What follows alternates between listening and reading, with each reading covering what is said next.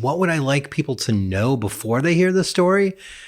That there's more parts to it. A lot of stuff had to get left out just for the interest of time and just keeping it really focused on what I thought was the most interesting part of it. I'm also okay. Yeah.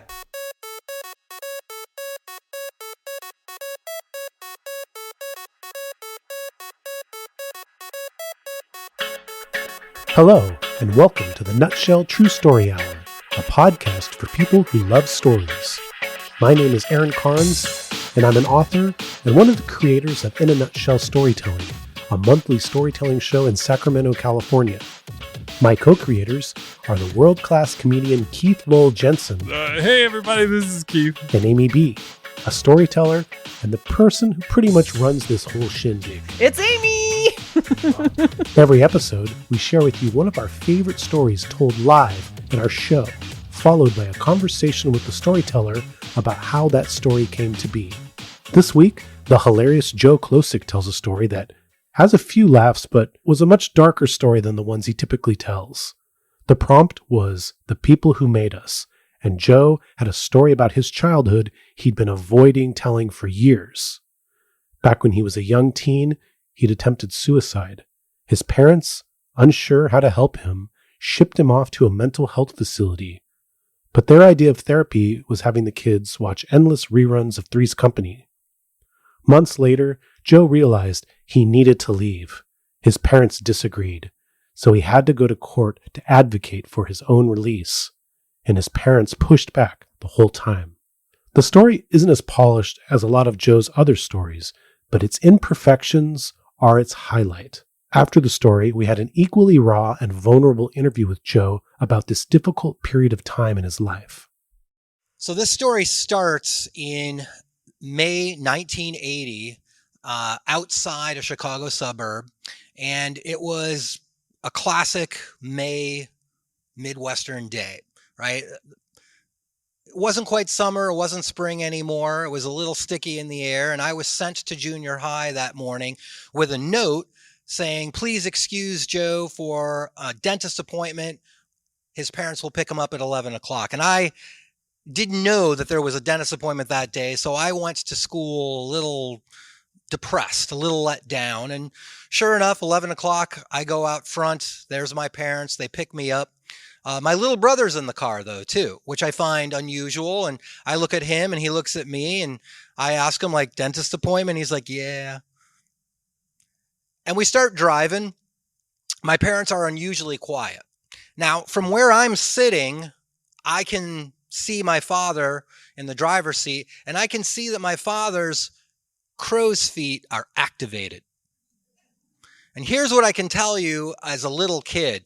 If I could see my father's crow's feet when he was driving, that meant he was smiling. And if he was smiling, he was in a good mood. And if he was in a good mood because I was going to a dentist appointment, well, that made me mad. But I couldn't figure it out. And my mother just kept turning around and looking at my brother and I and smiling. And that was very uncharacteristic of my mother because my mother was not a happy woman. So my brother and I are looking at each other like there's something is up. Something is going on. And as we're going down these leafy streets in the suburbs and we finally turn onto a freeway, I start realizing we're not going towards the dentist we normally go to.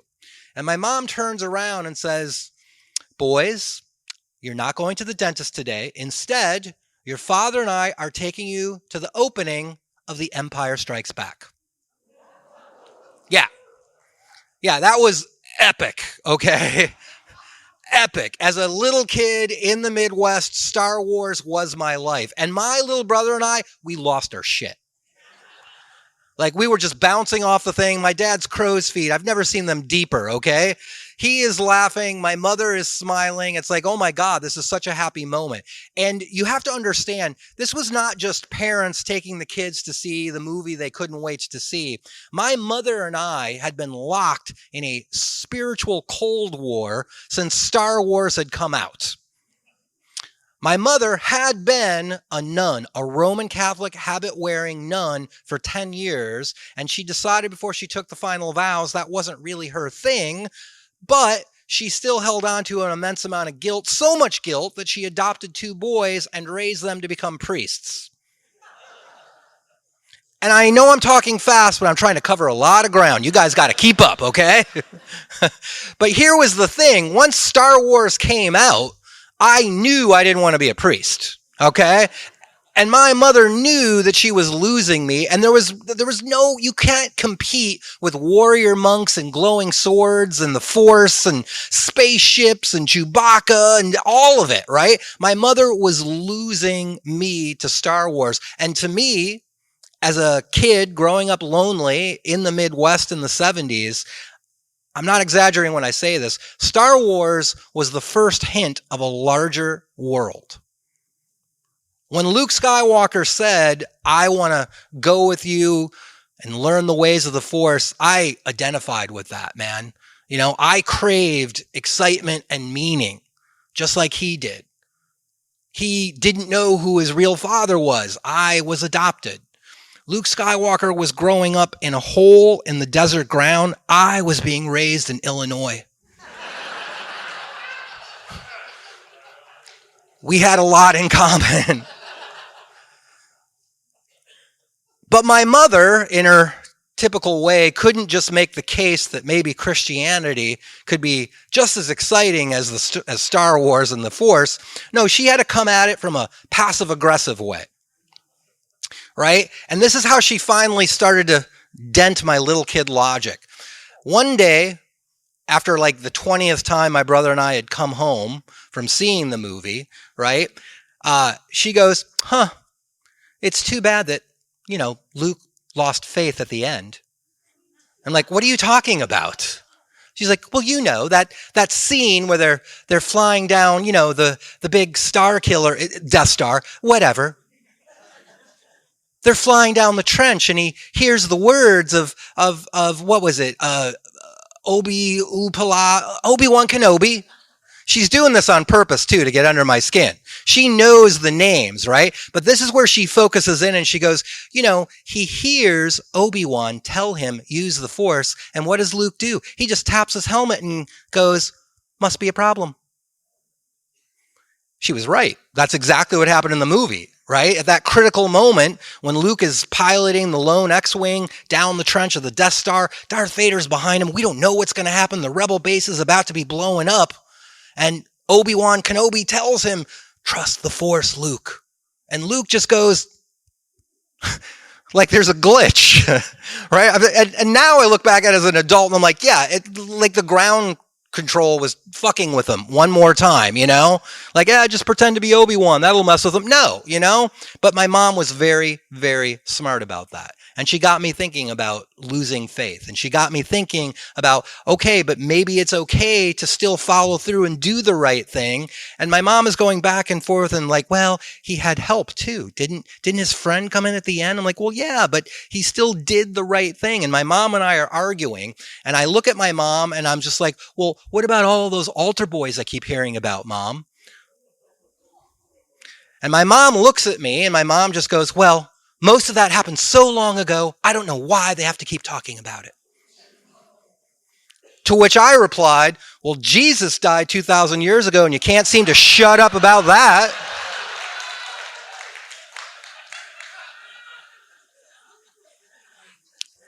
So the fact that my mom and my dad are taking my little brother and I to see The Empire Strikes Back means she was trying. Means that she was making an effort, that she was the adult and she wanted to see her boys happy, even if that meant maybe that could be losing us. And I look back at that moment and I truly can see that that is where my life took a turn. I think it was the last innocent day I had in childhood. 2 years later, I attempted suicide. And when people ask me about depression, I always struggle to explain that. They want a logical answer, and I don't know how to explain it. I don't know how to explain it poetically. I don't know how to explain it clinically. I just know that I felt this pressure and this weight, and I felt like everything was overwhelming to me. And maybe the way that you can picture it is, think of a fish tank with crystal clear water in it. And someone comes along with an eyedropper and just puts in a little bit of ink. And that ink will start to spread. But, just a little bit of ink, it'll dilute. But they put in more ink, it takes longer to dilute. That's sadness. You come in with a bucket of ink and you pour that into the clear water and it just goes pitch black and cold and you can't see anything. That's depression. My parents didn't know what to do with me. I didn't know what to do with me. I ended up being sent to a place called Madden Mental Health Center outside of Chicago. And it was a place that treated juvenile mental health crises. It's supposed to be short term. And I'm going to be honest with you, this story does not even focus on all that time that I spent there. I ended up being in there for 5 months. And yes, I saw some things. I experienced some things. I will also tell you, the staff never did anything cruel. The staff didn't torture us in any way, but they just babysat us. There was very little therapy. Most of what we did was watch TV. That's mostly what we did. And every once in a while, like once a week, something would happen that to this day, I still remember. I remember a young girl who must have been 14 or 15 slitting her wrists from her wrist all the way back to this part of her arm and just feeling a physical sensation of blood hitting the floor. I remember another young man who was my roommate waking me up in the middle of the night completely naked masturbating. I remember a guy coming in who looked like he must have been 16, probably a classic jock, and he was so argumentative and he was just so forceful with everyone and everything was a fight. And then they gave him something and he was a completely different person. And one day I'm standing there, and we would listen to the radio a lot, and I'm standing in the day room, and there's a Phil Collins song that was popular at the time called I Don't Care Anymore. And there's a part in that song where Phil Collins sings, I don't care what you say anymore. I don't care. I'll be okay by myself. And I remember thinking, I am not crazy. I don't belong in this place. If I stay in this place, I will go crazy. And here's the thing. If you're 13 and it's Illinois and you're in a mental health facility for juveniles, you do not have much recourse to get out. My best option was for my parents to take me back, to take me home. They did not feel I was ready for that. The other option that was presented to me when I kept asking was I could petition the mental health court to be let go. So, of course, that's what I did. There was a lot of paperwork. I was assigned a court-appointed attorney who was maybe 7, 8 years older than me at the time. It felt like this was his first thing. And I remember going to meet him, and I was in just like a t-shirt and pants that were barely holding up, and he's in a tie that looks like his mother had given it to him for first communion or something, and he's looking at me and I'm looking at him, and he's like, why do you want to do this? Like, well, I'm not crazy. He's just like, that's exactly what you shouldn't say. I'm like, well, what should I say to get out of a place that's for crazy people? He goes, first of all, stop saying crazy. Okay, nobody is going to take you seriously. You have to look at this judge and you got to tell him, listen, I do not feel that this is the appropriate setting for me. And I told him I would never say something like that. And he goes, well, listen, you're going to be in court. You have to speak court. Like, what would you really say to the judge if you wanted to leave right now? And I said, well, I'd probably say the force is strong with me and I'll do fine in the world. And there's a pause, and he looks at me and he goes, "Are you sure you're not crazy?" Like, I swear to you, I am not crazy. To go to court, I had to drive all the way into they drove me all the way into Chicago, and it's a mental health court for juveniles. And we're on like the 20th floor of some massive Justice Department building.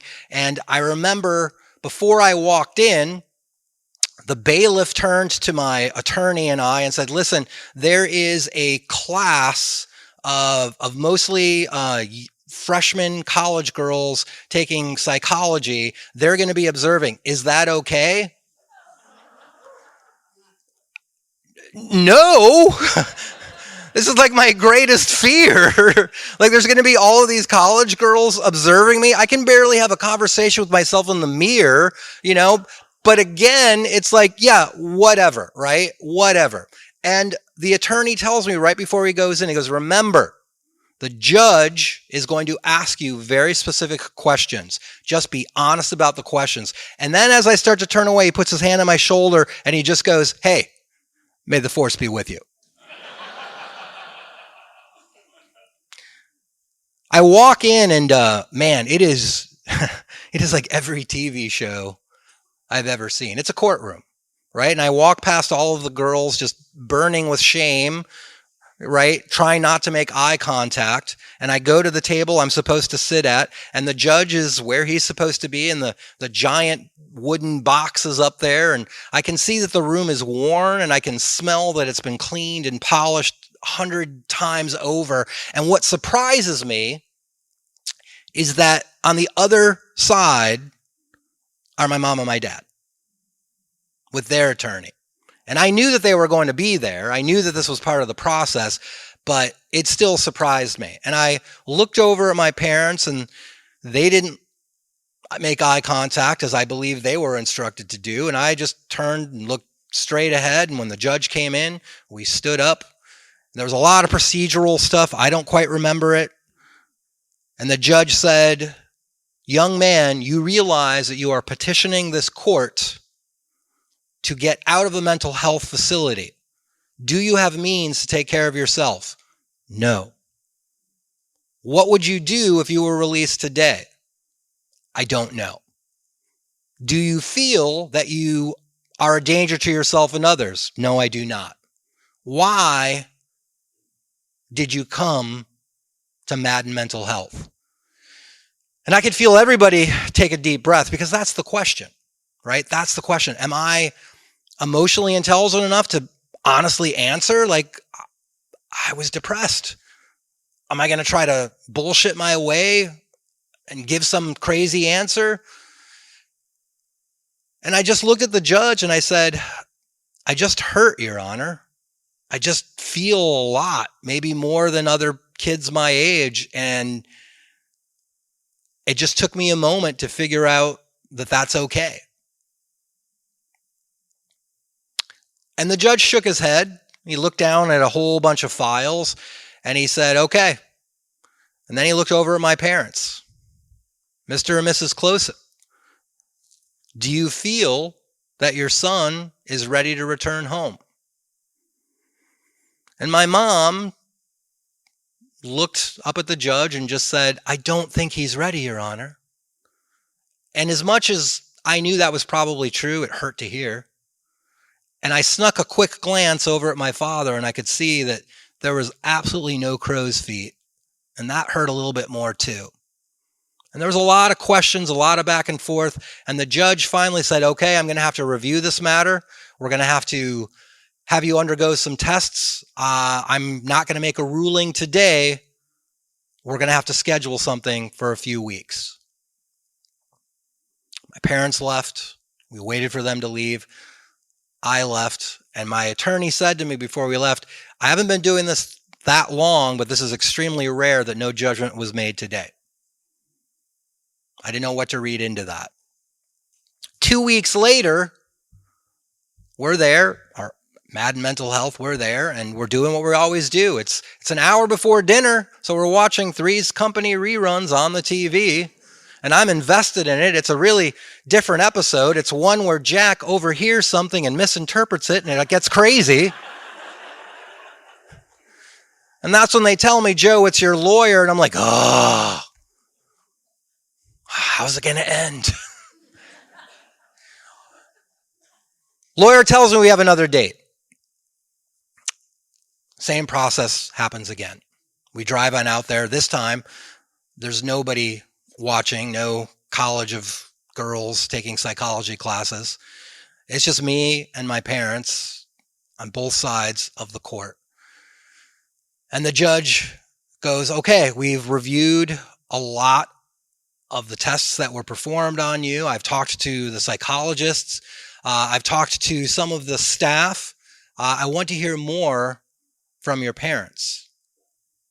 And my parents, they're trying, I know, but they're more worried that the court is going to find them bad parents,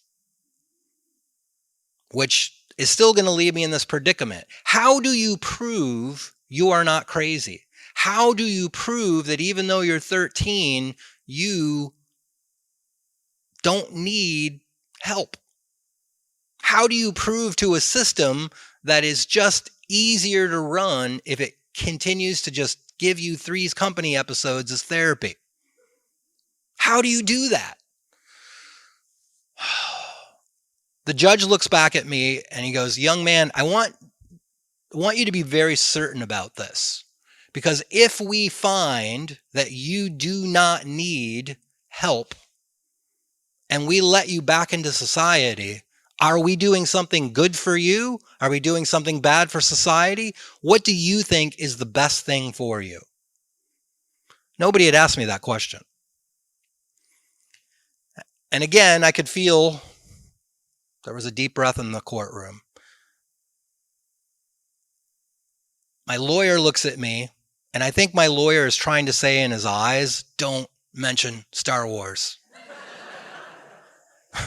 Don't bring up the Force. And I look back at the judge and I say, I don't know what I need, but I know I don't need to be in a place where there's people who really need more help than I need. And he nods his head and he goes, okay, I want to check on a few things. I am not going to make a choice today. Yeah. So we leave. The same thing. My parents leave. We wait for them to leave. I leave. I'm back in the office with the attorney, and the attorney says, yeah, I talked to some other people. This isn't supposed to happen. And I look at my attorney and I'm like, I don't think you should tell me that. That's not particularly helpful in this situation. And I want you guys to understand what is really happening without anybody saying anything is I am on trial by the state to find out if I'm sane or not. If Illinois says, no, this child is not sane, they're going to hold on to me. But if Illinois says this child is sane and my parents don't take me back, they don't know what to do with me. It was catch-22 before I knew what catch-22 really was. I'm back at Madden Mental Health, and it's an hour before dinner, and we're watching Three's Company, and it's another wacky episode where Jack misunderstands something that he heard and tries to figure it out. And just before we get the solution to the problem, Joe, you've got a phone call. It's my sister, my older sister, Teresa. Teresa had been sent away to boarding school a couple times with my parents. She was the original black sheep in the family. My sister was seeing everything that was going on. She was kicked out of the house because she got pregnant at 16, and my extremely Roman Catholic mother could not have a pregnant child in the house. So she had her own apartment. And she was seeing everything that was going on, and my sister was smart. She looked into it and she realized, I'm family. I could assume responsibility for you. And Teresa said, you're going to come live with me. You're going to get out of there. It's a done deal. Monday, I'm coming. I'm picking you up.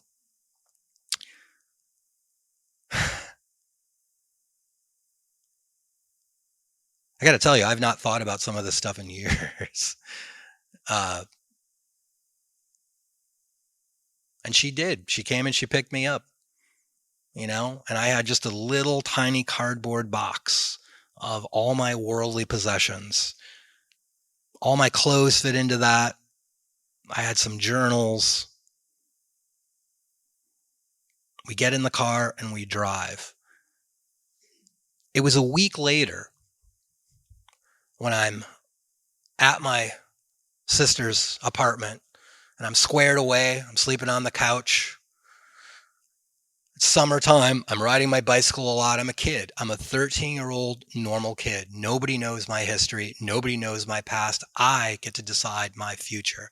And as I'm riding around, I realize I don't know what the state of Illinois decided. To this day, I don't know if Illinois thinks I was crazy. Hopefully they won't show up tonight and let me know. Thank you very much for listening. I want to ask you a little bit about the story. You've been doing comedy and storytelling for quite a while, but this was a challenging story for you. This was you stretching yourself a bit. I know Keith and Amy invited you to do our February show. We had somebody move to January, so we had an opening spot, and they talked about it with you. Can you tell me a little bit about the conversation and that led to this story and why you chose to do this story, which I understand you'd said in passing that you had avoided telling the story for a while? Yeah. First of all, it's cruel to make me listen to that story. And then just go, oh, here's some other questions. Everything about it it's really uncomfortable. I got to admit, it's still there's things in that story I've not thought about in years. And the poetic way I'd say is okay, your life is a hallway of doors, and I know what's behind those doors, and some doors you just keep walking past, and over time it starts to fade. I have a memory of a memory, of some things behind some doors. But this one, I just felt like as I'm getting older and I'm struggling to keep my timeline straight sometimes. I'm struggling to remember things. I'm not losing my memory. It's just you're getting older and things are piling up. And I really felt like I need to remember this before I lose it, before I lose access to what's behind that door, and I also just felt like this was yes, we're talking about the people who made us. Mm-hmm. That was the theme of this story. That was the theme, but in a weird way, it's really about, I kind of made myself hearing that story again and just thinking about everything in it. I was just convinced that I wasn't crazy, and I just knew, I don't think my parents were emotionally equipped to really even deal with this kid that they had. They didn't know how to handle me. And then it turns out that the state didn't know how to handle me. And it wasn't like me trying to be different or special or act out. It was just man, I didn't know how to handle me either, and I was just trying to figure it out. But the whole thing, how it came about, I'm not quite sure, but it just, I'm okay, I'm going to tell the story about something I've never told before. And it'll be good. And then I didn't think about it. I didn't think about it for a week before the show. And then I'm oh man, I really got to think about it. And you were very nervous backstage, and I've known you for years now. I've never seen you nervous. And I mean that. You're what's the word I'm looking for? You're a craftsman. I mean, you're a comedian that teaches classes on how to riff. I've joked with you that I don't think it's fair that you're a master of riffing and storytelling. You're supposed to have to choose one or the other. And you're very confident. You know that you're good at what you do. And Thank so you. it was interesting to me to see you backstage, and your lovely girlfriend was kind of helping you. So Yeah, you're she gonna- totally was. I felt inspired to try to give you encouraging words, something I've complimented you before because I'm a fan, but to like actually feel like, oh, Joe might actually need to hear that he's good. I'd never seen you in that state before, so I'm very interested in. And experience for my you. understanding or my assumption is that Amy kind of pushed you to do this when she heard that you had a story that was Yeah, I mean, challenging. She didn't push. I mean, but she was very much like, yes, I want that. Something that is uncomfortable and something interesting and something. I mean, that's always going to be the most fascinating stuff. It's always going to be the things where you're like, oh man, that's awful, but could you tell me about it? But it was a challenge, and it was also, I took it as an artistic challenge too. Like, okay, I know how to be funny, and I've spent a lot of my adult life learning how to deliver a punchline, learning how to make an audience laugh, and those are great skills to have. But in terms of being a storyteller, it gets in the way of, I'm talking in my head as I'm telling the story. I'm talking myself out of going for jokes. I'm talking myself out of getting laughs. And it's not because I think the audience needs a break. It's like, I need a break. It's like, this is way too serious. I'm not used to being this focused on this emotion for so long. So there's a challenge to be like, all right, I know how to make a crowd laugh, but now can I make a crowd feel? And there's plenty of personal history to draw on. So that was like the big artistic challenge. And also just I don't want to lose it. It's like my personal history. I need to get it out before it's gone. Can you tell me about that moment on stage where you stopped and actually said to the audience, a lot of this stuff I haven't thought about in a long time? What were you feeling right then? I was thinking about my sister Teresa, who I'm not on great terms with, and she saved me from that situation. And, I felt really bad. I felt like I need to call her. I need to make an effort and just say, hey, Teresa, this is random, but do you remember when you got me out of that mental health facility and I lived with you? And how long did you live with your sister? Not that long, actually. I mean, and this sounds like I'm trying to make a joke or something, but that's a whole other story. I was only with her for like 5 months, and then my parents and I decided to try and reconcile because they were moving to California. Okay. But yeah, I mean, she went out on a limb, and I'm forever grateful that she did that. I was really thinking about her, and I was thinking about, man, I cannot not express gratitude to her for what she did back then. I was really thinking about that. Was it a conscious decision to not mention her until she becomes a major vehicle in the story? Because you set up your family as the mom, dad, and the 2 sons. It wasn't.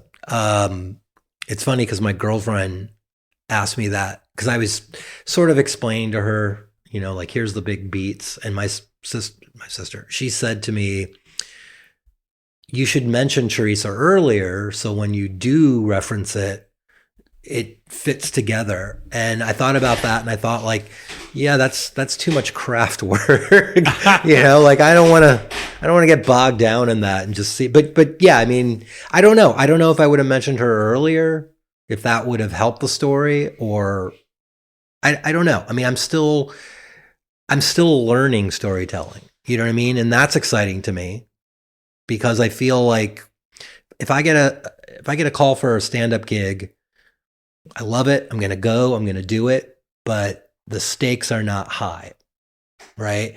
If I do a storytelling show and I really lean into the idea of, like, this isn't about being funny, it's about being true, the stakes are high. So if I was, I mean, just hearing it right now again, there's so many things I would do differently. Right. I could catch myself saying, right? I heard myself say that a million times. I heard myself trying to explain something and getting caught up on the words and not adequately explaining things. And there's sort of a roughness to that I hope people take as sincere and real. Mm-hmm. Yeah. And that's how I took it. And especially when I listened to it a second time and now a third time, I ended up feeling like that was a highlight of it, that it was like, there wasn't pretense. There wasn't this sort of like overly polished delivery to this very like personal story. And that's what I enjoyed about it. Thank you. That's good to hear. Cause I tried. I mean, I don't really write things down either. You know, I mean, I enjoy writing, but I don't write down stories really. And I tried with this one. I sat, you know, like a week before, I sat for like 3 nights in a row to write. And I only, I got more and more into Empire Strikes Back and Star Wars. I wrote pages and I'm like realizing like, oh, I'm just avoiding really getting to the part of the story that the story is about. And I'm instead like being a little kid explaining like how important the movies were to me and why it was. Yeah, I mean, if I could tell the story again, I don't know that I would even start on Empire Strikes Back because I don't know that. Oh, but it's the scene of the 4 of you in the car. There's something I really like about it because it's just so kind of idyllic. It was. I mean, it is. I mean, it still stands out in my memory as a picture perfect family moment. And my parents were not the surprise kinds of people. Right. And that was the perfect surprise. And the fact that there was this forethought of like, we're sending you to school in a bad mood with dentist appointment notes that you didn't know you had, you know, and then just, that was amazing. Also, Star Wars, Phil Collins, Three's Company. The 80s are a character in this story very strongly. And when I think about the 80s, the kind, and I grew up out here in California, but parents were sending their kids to those kind of facilities left and right. It sounds like your parents had a pretty strong reason. But yeah, a lot of my peers and friends went to those places for less good reasons. And it almost seemed like a booming industry in the 80s. And, even one of the Freddy Krueger movies is based on one of those places. Yeah. Yeah, I mean, it was way out of the norm, I think, in, suburban Chicago, Illinois. And especially for an accountant and an ex-nun, they'd given up. They just didn't know what to do. And again, it wasn't like they gave up in an abusive way. It was just like they didn't know what to do. You sound like you have a lot of sympathy towards the position your parents were in at that time. I do now. I mean, I think I spent a lot of years with regret and anger, very resentful.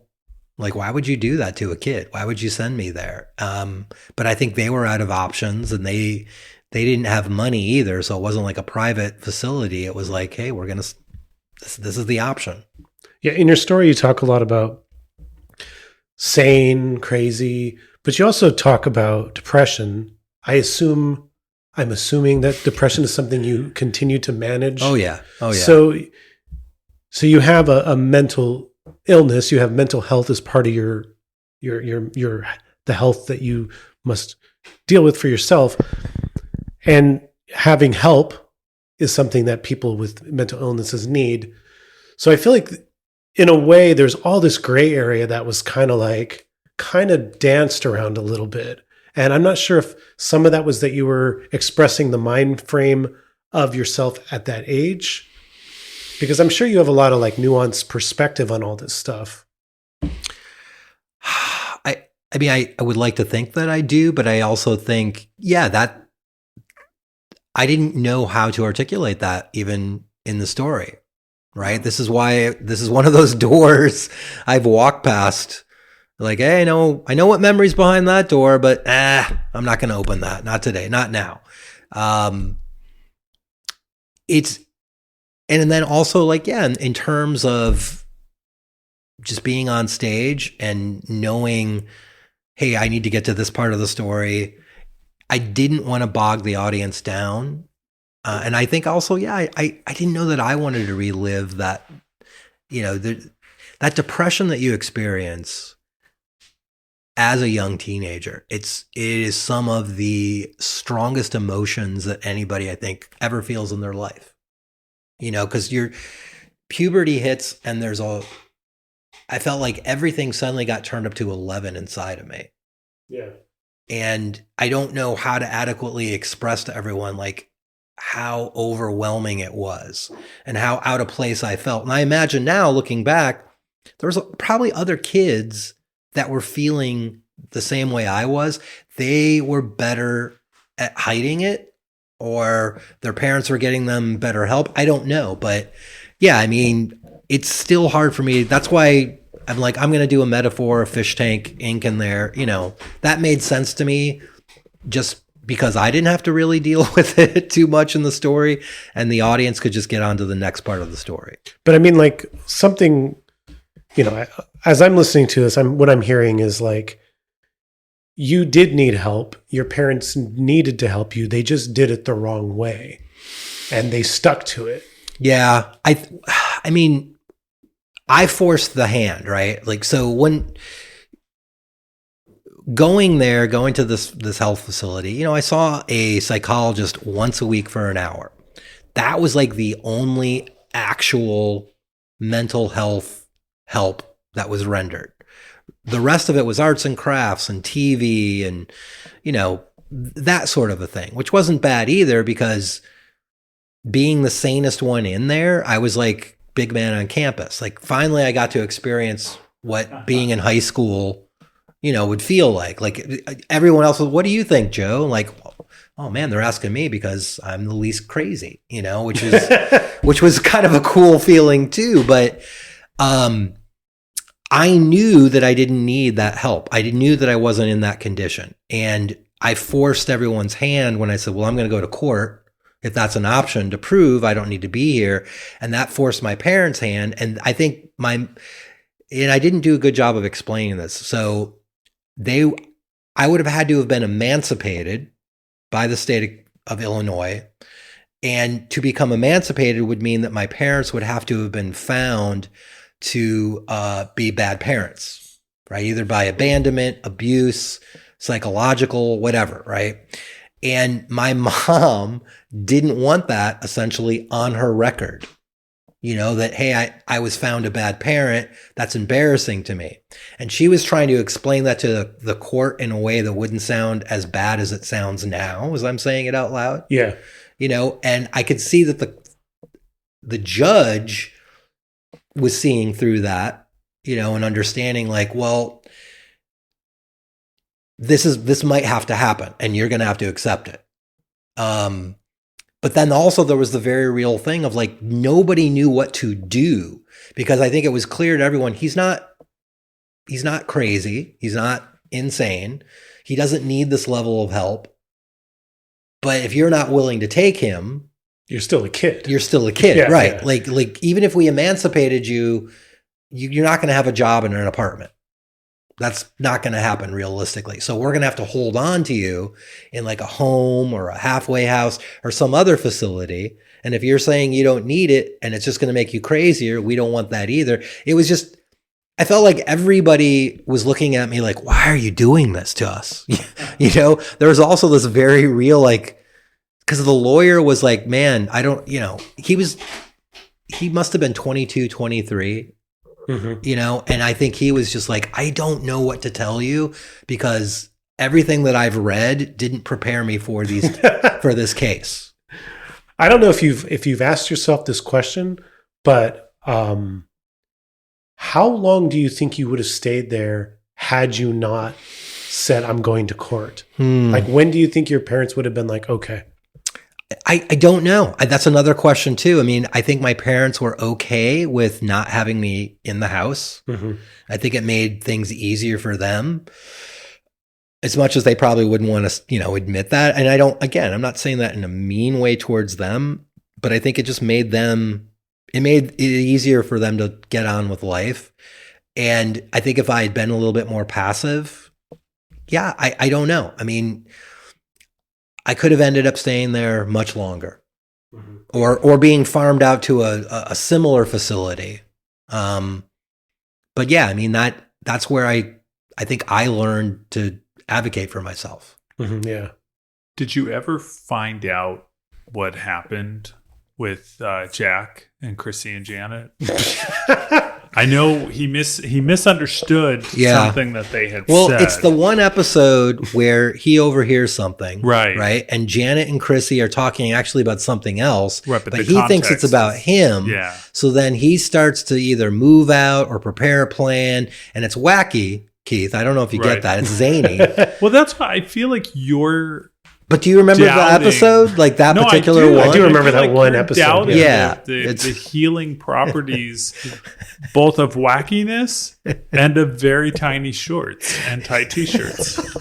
Because I watched Come and knock on the door. And it healed me in a lot of ways. Well, in a weird way. I mean, ironically, it was healing. I mean, it gave us something to think about and watch. And to this day, if I hear that theme song, I'm like, dinner's coming, like that's, oh, wow. It's a Pavlovian response now. But no, I never found out what happened in that particular episode. So they have it all streaming now if you want to go back. What? Yeah. You said that this taught you how to advocate for yourself. Did this affect your relationship to or ability to accept help from other people? Yeah. So you kind of put up a wall a little bit about receiving help. I mean, I still really, really struggle with letting people in. I struggle with self-care. I struggle with it all. I don't know that I ever got better at it. What I'm really, really good at is being a rabble rouser. I'm really good at saying, hey, this isn't right. It should change. But then my follow through isn't so great, right? Because then they're like, okay, well, what's the change you want to see? Like, well, how is this going to benefit you and other people? I'm not sure. I'm probably I'm definitely in the best relationship that I've ever been in my life with another true partner, an amazing woman, but this is something that's new to me, and I'm 57. So it has affected me for a long time, and I'm aware of that. I think that's another reason why it helps to get it out. It helps to talk about it. And when I told Christine about this story, and she wasn't shocked, she wasn't horrified. She just teared up and said, I'm so sorry that you went through that. And that's, I don't know that there's other people I was ever with that would have had that reaction. And I don't know that there was other people I ever wanted to tell. So yeah, it takes the time that it takes, I guess. To introduce this theme, I made the decision to tell the audience that the stories were going to go dark. Yeah, you did. I remember that. And that, that wasn't an accident or a last minute decision. I actually, part of the idea came from, Brent Weinbach. Mm-hmm. emceeing for him. I said, what can I say about you? And he said, tell them it'll be weird. And I said, oh yeah. I mean, won't they know that the second they see you? And he's like, no, they spend a few seconds like going, what the hell is this? If you just tell them up front that it's going to be weird, it helps. And I kind of thought it would help for the audience, for me to say it's going to go dark and it's going to be okay. What you're standing off in the wings as I'm saying that. Were you dismayed? I said that was no, not at all. I mean, I think it probably did help. It gave them. It set the expectation, I think, for hey, this is where it's going to go. And I mean, if anything, it's sort of sad to me that we're talking about family, and nobody was shocked that it was going to go dark. Right. You know, like, of course, we're talking about family. Of course it's going dark. Yeah. Yeah. So you mentioned your brother in the story. Yeah. How did this affect your relationship with your brother? Did you guys? Yeah. I mean, I don't know if you guys had a close relationship before it happened. It affected it. I mean, it affected it a lot. And I remember when so the second part of the story is, you know, family reconciled, and my parents were like, hey, we're moving to California and we want you to come. And, you know, my brother he couldn't look at me. And I remember we would be in the same room and he would back away from me. And I think he was a little scared. And I think he was just a little like, I don't know how to act around you. And that, yeah, that was freaky. That was scary to me to see that, oh man, my brother's scared. He's scared of me. And I don't know why he's scared of me. And I'm not sure he could have explained back then, you know? And, you know, once we got out here to California, you know, the only thing that we had in common was each other, you know, so we kind of had to stick close and have each other's backs. And, you know, then we did what every healthy American family should do. We never talked about it again. Right? We just brushed it under the table and never brought it up. Now, also in the story, another thing I found interesting is you said your last innocent day was this Empire Strikes Back. And then it was 2 years later when you attempted suicide. But you said that was your last innocent day. I mean, what is it you can point to? Was it just something about your growth as a teenager? Was it changing? I mean, I think that summer, 1980, I have also a very, very vivid memory and a very sweet story that I've told about my brother, my dad, and my other sister, Michelle, being in a car, and we were driving back from O'Hare Airport because it's the summer, and it's 1980.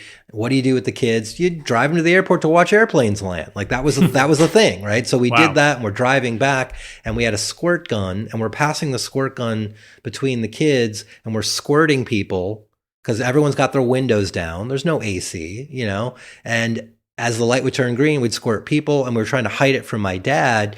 And my dad realized what we were doing, and we thought, oh my God, we're going to be in so much trouble. And then my dad was like, okay, I'm going to pull up to this one. And we're like, whoa, Dad's in on it, you know?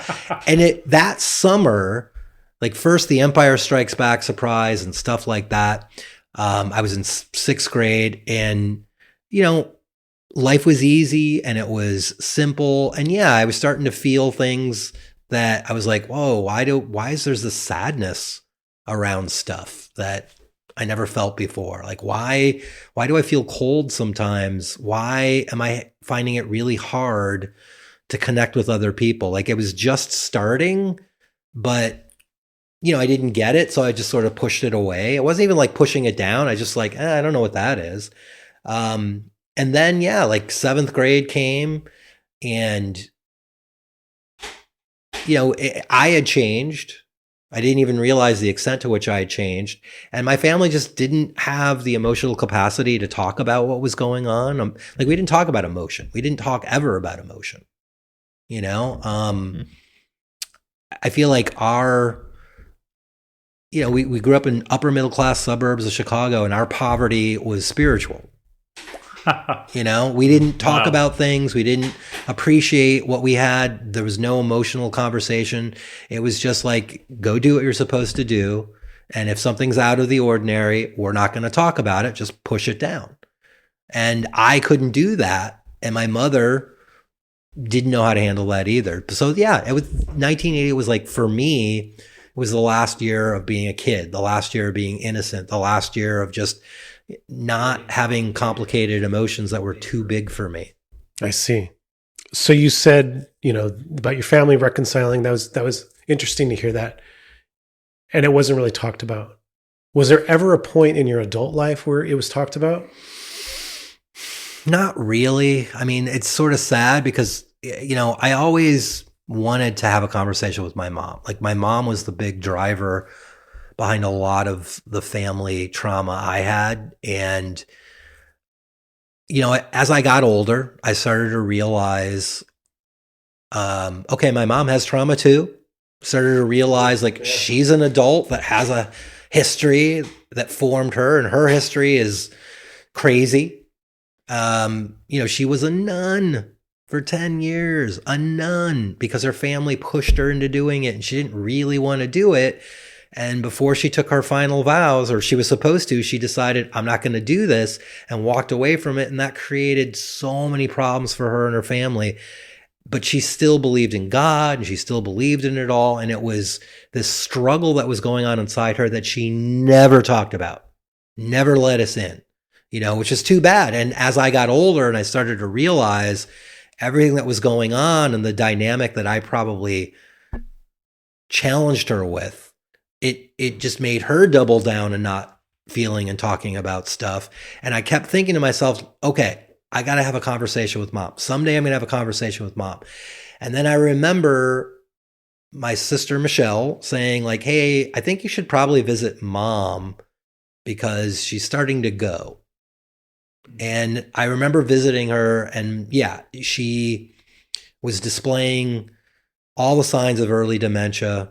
And I knew in that moment, and this is selfish to say, I was sad for myself. I knew in that moment we were never going to have that conversation, and I was never going to get that chance to apologize for my part in things. And I was never going to get to have an honest, hey, we're both adults now. We both seen some shit in life. Can we talk about it? And that moment was gone forever. And that still makes me very, very sad that I waited too long. Mm-hmm. Yeah. Man, this is a downer, huh? Well, let's go back a little bit to talking about accepting help. I find that very interesting, given what you do for a living. You help people. You help people who are in a really bad way, really need it, and you deal with other people's trauma every day, including having to deal with seeing people who aren't able to be helped. Kind of interesting from someone who... Yeah. I mean, I think about that irony a lot, especially lately, because, I'm a high school dropout and I do not believe in organized religion, yet I'm working for a private Catholic charity in an educational capacity. Right? So everything is context, because there are nuns who hear me say that and they're like, well, see, God has a plan for you. There's atheists that hear me say that and they're like, it's interesting how our strengths get used by the universe. And then there's guys that I'm working with that are just like, just help me get a job. That's all. I mean, I don't know. I suppose you can read meaning into anything. But yeah, I mean, I do like to help out. I do like, because I know what it's like to feel like I'm overwhelmed by my emotions. I don't feel like society is really seeing me for who I am. How can there be anyone that understands what's going on? And that's where I get to come in sometimes and just be like, hey, I got you, man. At the very least, I can see you, I can hear you. And that goes a long way. So it's difficult. It continues to be difficult for you to receive help, but giving help is something that it's so much easier to give help. So much easier to give a present than to receive a gift, Mm-hmm. So much easier. Now that I realize you're making an analogy, but I'm much better at receiving presents. Giving a gift is just a lot of anxiety and stress over... I mean, really, to overstretch the analogy a little bit, it is, though, because the responsibility that you bear in helping other people is huge. It's yes and no. I mean, I try to set the expectations accordingly. Okay. Which is not a sentence young me would have appreciated. Okay. I feel like when I was a kid, I got beat up by the word realistic. Joe, you got to be realistic. Joe, you got to get a real job and be realistic. Joe, that's not a realistic path. I hated that word. And I always felt like, man, there's there's no room in realistic for doing anything creative. Right. And, you know, I let that kind of talk me out of some things earlier in life. I wish I would have advocated for myself better on, you know? So now, yeah, you know, guys like the guys that I'm dealing with, you know, in early recovery, trying to get back into the workforce. Yeah, realistic is another word where they're like, look, I know I'm not going to get a good job. You know, I know I'm just going to like, yeah, but here's the thing. You can show up with an attitude that's going to make you stand out and get a promotion. Yeah. You know, so maybe, yeah, it's a dishwashing job for 6 months, but someday you could be the lead dishwasher. that was my, I mean, I swear to God, that was my career path. Like that was the first job that I had when I was bouncing back from a other shitty time story. Maybe I'll tell someday. And I remember getting the promotion to like lead dishwasher. And I was like, yeah, you know what? That's right. I am the best dishwasher in this place. And the other guy's looking at me like, why does he get 25 cents more an hour? You know, it's ridiculous, but I want to ask, I think a good place to end the conversation is, can you tell us what it felt like maybe on stage to tell it, and then maybe after, when you were finished, when it had all been told? I think, I mean, and Keith, you probably know this as someone that has spent a good deal of time on stage as a performer. You take pride in your abilities as a performer, and you know when maybe you're scattered or for whatever reason, just you and the crowd are not on the same wavelength. So when I was on stage, I felt a little discombobulated, more so than I would like to feel. And I felt like, man, I was a little bit in my head, like if I'd spent more time writing it out, if, you know, I was beating myself up a little bit. And then at a certain point in the story, I gave myself permission, like, look, you didn't do those things. And here you are. They seem to be listening. Let's plow into the part that really matters. Because I think I spent 23 minutes telling a 7-minute story. You know what I mean? Like, I think to me, the thing that was most fascinating was I'm 13. I'm going to court to prove I don't need to be held in a mental health facility. Mm-hmm. And I realized, like, I'm spending too much time talking about Star Wars. I'm spending too much time, you know, getting all these pieces in order. And I think I could have just jumped in a little bit quicker. So that was going on in my head. And then there's also that part that I was fighting, which is the comedic instinct to go for the laugh. Right. You know, and I'm like, all right, this is not a funny story. So I really pulled back a lot. And I'm grateful that I did that, because I think I'm just grateful that I did that, and I'm grateful that you guys gave me the stage time to lean into telling those kinds of stories. And then afterward, yeah, I mean, I think there was a woman that came up to me, and she was very complimentary, and she was very sweet, and she was very much like, you know, you reminded me of my brother who was also in a place like that, and we loved him, and he turned out great. And then she takes this deep breath and like, here comes the but, right? And she goes, but the old editor in me had a problem with you saying my brother and I. And I was just like, oh, you were so close to just giving a sincere compliment. But wow, it was very sweet. I'm like, I appreciate that. I'm a high school dropout, lady. What do you want? All right. Well, I'll close with this. All right, let's hear it. I mean, I thought you were great. Thank you. Joe Honor of Hyperpixel, who they record the shows for us. He has been at all but 2 or 3 of the shows. He's been at almost all of them. He has seen a lot of stories. He came around to the side and said, "Where's Joe?" And I said, "I think he's in the back." And he said, "He just told the fuck out of that story." He was very sweet. And I said, "You should tell him that." And he said, "I'm going to."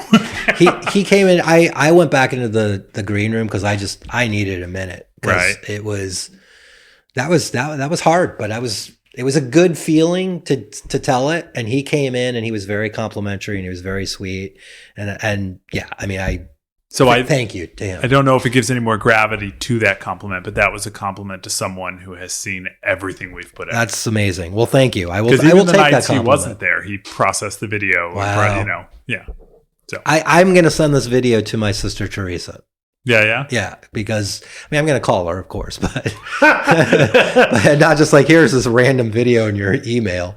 I don't know that she has thought about this in years, and I don't know that she understands how crucial of a moment she played, because this is also one of those moments I can look at in my life and I can clearly see that branch. I could have gone this way, or I could have gone that way. And she was adult and mature enough to go, I'm not going to let you fall through the cracks. In another reality, it went a different way. And that Joe is a very successful billionaire CEO of an AI company. Probably. He's miserable. He has no soul. And he can't tell a damn story. And he can't tell a story. God, I want to be that guy so bad. Thank you for listening to the Nutshell True Story Hour. Please follow us on our Substack, which you can find by going to inanutshellstorytelling.com. I bet you know one person who would really appreciate this difficult childhood story that Joe told. Do us a favor and send them a link of this episode and tell them to listen to it now. Check out our live show, In a Nutshell, at the Sophia Theater in downtown Sacramento. Our next show is on Friday, June 26th. The theme is Not Safe for Work. Wink, wink, nudge, nudge. You should also come to our smaller show, Wildcard, and put your name in the Not hat and tell a story of your own. It's every third Wednesday of the month at Teneral Winery in Midtown Sacramento. All of that info and more is on our Substack, inanutshellstorytelling.com. If you would like to support us, there's a few ways. One is you can become a paid Substack subscriber. Another way is you can become a sponsor for our show program. It's all appreciated. Help us keep live storytelling alive in Sacramento. See you again in 2 weeks.